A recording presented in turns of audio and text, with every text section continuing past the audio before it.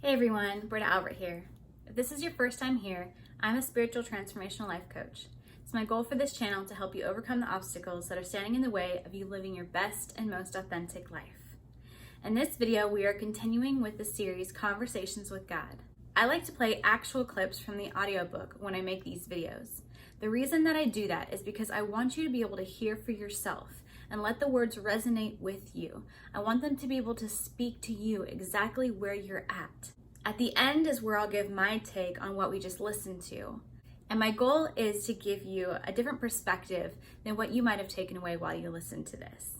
But at the end of the day, I want you to feel the truth that resonates from these words. So without further ado, I give you Conversations with God. You should now better understand how people of like mind can work together to create a favored reality. The phrase, wherever two or more are gathered in my name, becomes much more meaningful.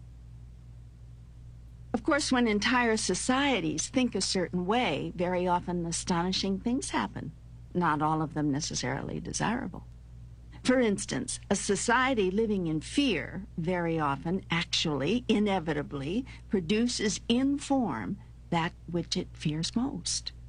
Similarly, large communities or congregations often find miracle-producing power in combined thinking, or what some people call common prayer. And it must be made clear that even individuals, if their thought, prayer, hope, wish, dream, fear, is amazingly strong, can, in and of themselves, produce such results. Jesus did this regularly. He understood how to manipulate energy and matter, how to rearrange it, how to redistribute it, how to utterly control it. Many masters have known this. Many know it now. You can know it right now. This is the knowledge of good and evil of which Adam and Eve partook. Until they understood this, there could be no life as you know it. Adam and Eve, the mythical names you have given to represent first man and first woman, were the father and mother of the human experience. What has been described as the fall of Adam was actually his upliftment, the greatest single event in the history of humankind.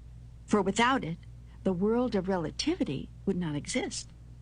The act of Adam and Eve was not original sin, but in truth, first blessing. You should thank them from the bottom of your hearts, for in being the first to make a wrong choice, Adam and Eve produced the possibility of making any choice at all. In your mythology, you have made Eve the bad one, the temptress who ate of the fruit of the knowledge of good and evil, and coyly invited Adam to join her. This mythological setup has allowed you to make woman man's downfall ever since, resulting in all manner of warped realities, not to mention distorted sexual views and confusions. How can you feel so good about something so bad? What you most fear is what will most plague you. Fear will draw it to you like a magnet. All your holy scriptures of every religious persuasion and tradition which you have created contain the clear admonition, fear not. Do you think this is by accident? The laws are very simple. Thought is creative. Fear attracts like energy. Love is all there is. Oops, you got me on that third one. How can love be all there is if fear attracts like energy? Love is the ultimate reality. It is the only, the all. The feeling of love is your experience of God. In highest truth, love is all there is, all there was, and all there ever will be. When you move into the absolute, you move into love. The realm of the relative was created in order that I might experience myself. This has already been explained to you. This does not make the realm of the relative real. It is a created reality you and I have devised and continue to devise in order that we may know ourselves experientially. Yet the creation can seem very real. Its purpose is to seem so real we accept it as truly existing. In this way, God has contrived to create something else other than itself. Though in strictest terms, this is impossible, since God is, I am, all that is. In creating something else, namely the realm of the relative, I have produced an environment in which you may choose to be God, rather than simply being told that you are God, in which you may experience Godhead as an act of creation, rather than a conceptualization, in which the little candle in the sun, the littlest soul, can know itself as the light. Fear is the other end of love.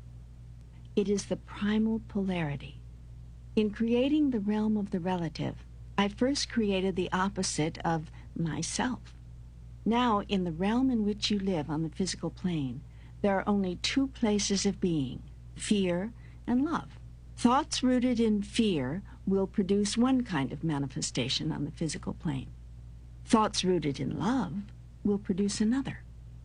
The masters who have walked the planet are those who have discovered the secret of the relative world and refuse to acknowledge its reality. In short, masters are those who have chosen only love. In every instance, in every moment, in every circumstance, even as they were being killed, they loved their murderers. Even as they were being persecuted, they loved their oppressors. This is very difficult for you to understand, much less emulate. Nevertheless, it is what every master has ever done. It doesn't matter what the philosophy, it doesn't matter what the tradition, it doesn't matter what the religion. It is what every master has done. This example and this lesson has been laid out so clearly for you, time and time again, over and over has it been shown to you. Through all the ages and in every place, through all your lifetimes and in every moment, the universe has used every contrivance to place this truth before you, in song and story, in poetry and dance, in words and in motion, in pictures of motion, which you call motion pictures, and in collections of words, which you call books. From the highest mountain it has been shouted. In the lowest place, its whisper has been heard. Through the corridors of all human experience has this truth been echoed. Love is the answer. Yet you have not listened. Now come you to this conversation, asking God again what God has told you countless times in countless ways. Yet I will tell you again, here. Will you listen now? Will you truly hear? What do you think brought you to this? How does it come to pass that you are listening to this? Do you think I know not what I am doing? There are no coincidences in the universe. I have heard the crying of your heart. I have seen the searching of your soul. I know how deeply you have desired the truth. In pain have you called out for it, and in joy. Unendingly have you beseeched me, show myself, explain myself, reveal myself. I am doing so here, in terms so plain you cannot misunderstand, in language so simple you cannot be confused, in vocabulary so common you cannot get lost in the verbiage. So go ahead now, ask me anything, anything. I will contrive to bring you the answer. The whole universe will I use to do this, so be on the lookout. This is far from my only tool. You may ask a question, then put this down, but watch, listen. The words to the next song you hear, the information in the next article you read, the storyline of the next movie you watch, the chance utterance of the next person you meet, or the whisper of the next river, the next ocean, the next breeze that caresses your ear. All these devices are mine. All these avenues are open to me. I will speak to you if you will listen. I will come to you if you will invite me. I will show you then that I have always been there, always. So my main takeaway from everything that was just shared was a few concepts that you're probably familiar with. If you're listening to this video or if you've seen some of my other videos, you're probably familiar with the concept of the law of attraction and potentially the work called the law of one. I've talked about Aaron Abke a lot, and if you have not heard of the law of one before, I'll put a link to Aaron's channel down below, and he has a playlist on the work called the law of one. I'm not going to get into it here, but it is absolutely fantastic. And essentially, it works hand in hand with the law of attraction. If you've never heard of the law of attraction before, it's the concept that God was explaining in the first half of this audio clip.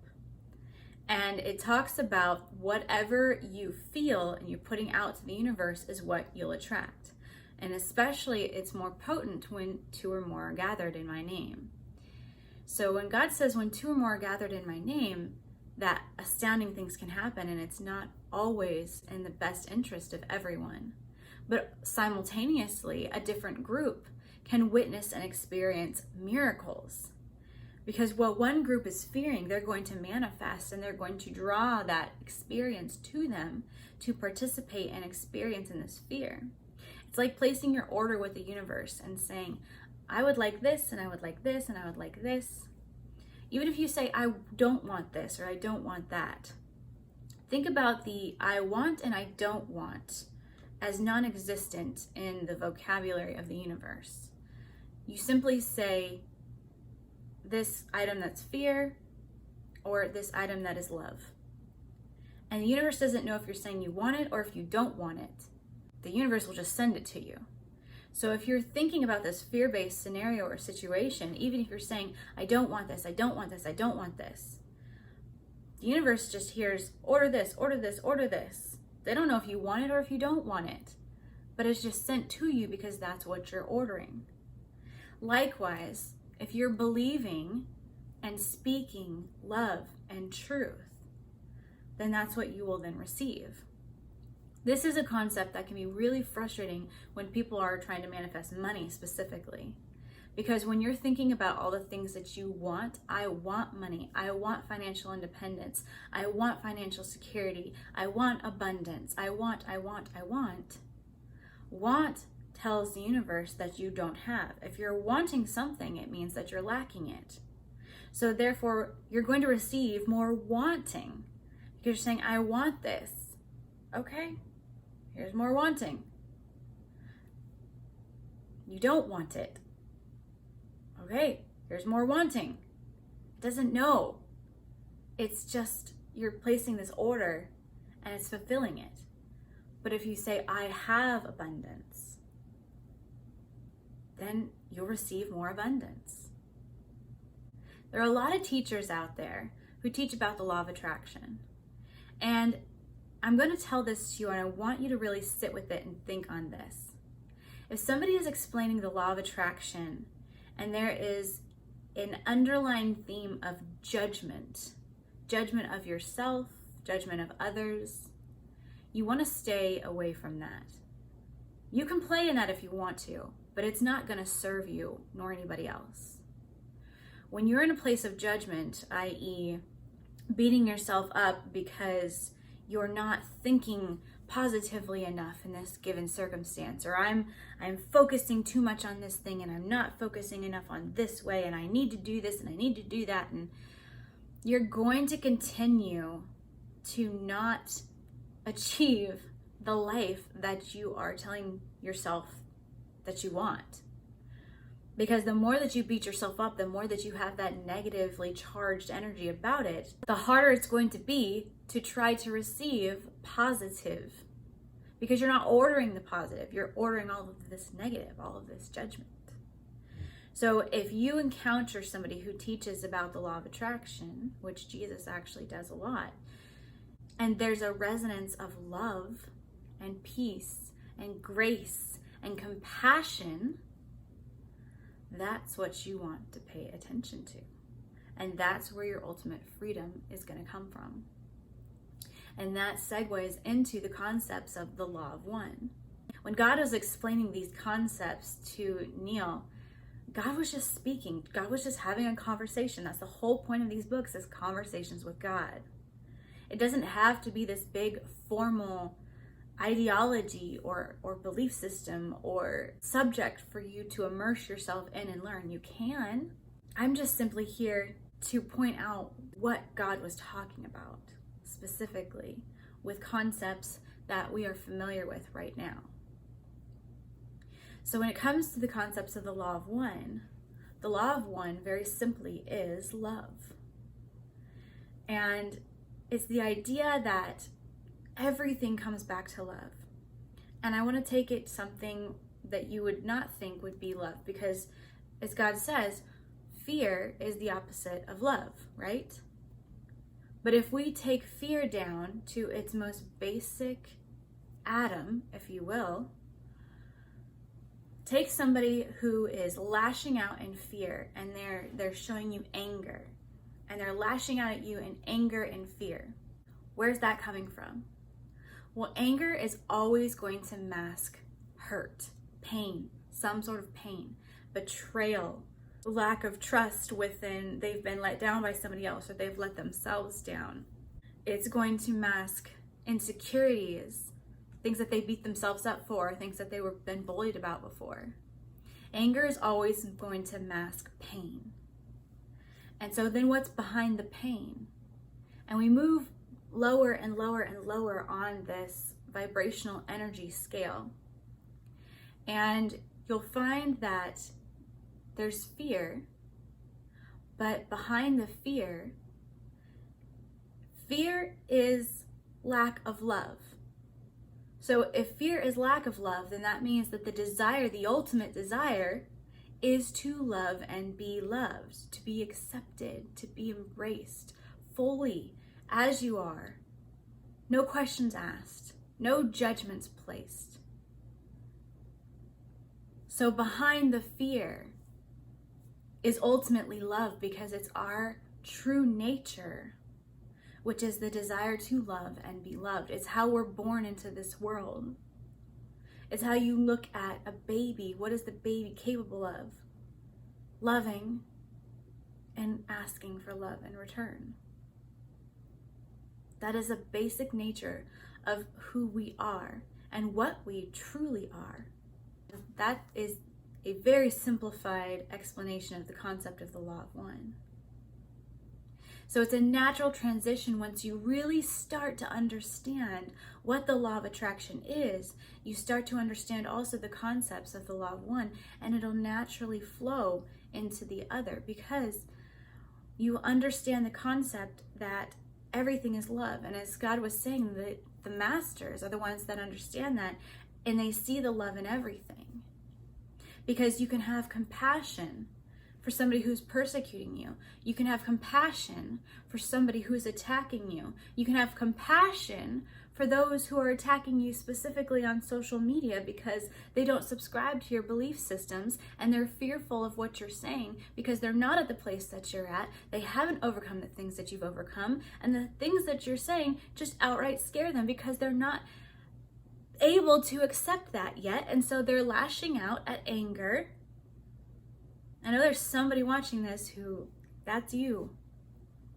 And it hurts when they lash out at you.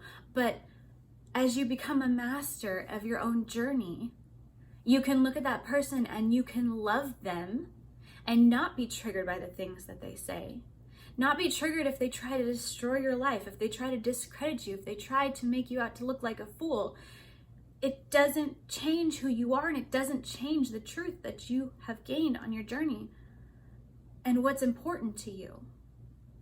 So you can see that person, you can see that they're hurting, and you can see that they're afraid. And what are they afraid of? Ultimately, they're afraid because there's a lack. They're afraid because they believe that there's a lack. They believe that they're not safe. They believe that they're not whole. They believe that they're not loved, or that they could lose being loved. So behind that fear is the desire to love and be loved. I hope that this helped you and maybe give a different perspective of this message. And if there's somebody that you know who needs to hear this message, please share this video with them and help us to continue to grow this community. If this video resonated with you, go ahead and give it a thumbs up. And if you haven't subscribed, don't forget to hit that subscribe button. And also hit that bell so you never miss out on a future video. I love you all, and I will see you later.